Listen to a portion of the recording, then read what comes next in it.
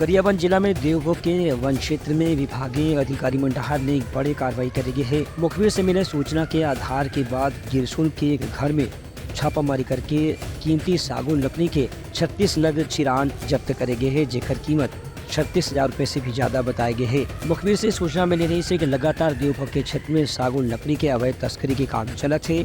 एक बाद विभागीय अधिकारी मन की टीम बना के एक जगह जगह छापामार कार्रवाई करेगी।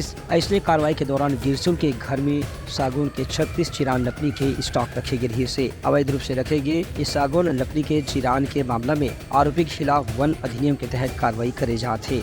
आरोपी की कहना है कि वह लकड़ी ला पलंग बना के बेचे बर सागौन के चिरान ला के रखे रही से। आज हमको मोबाइल के जरिए से पता चला कि ग्राम ग्रीसुल में अवैध रूप से मतलब सागौन का चिरान हो रहा है, काम चल रहा है माफी करके। तो हम लोग वहाँ पे जाके देखे तो हकीकत में चिरान चल रहा था, जिसको सब पूरा कार्रवाई कर हम अपने परिषद कार्यालय में लाए हैं। Bureau report, Uttarakhand news.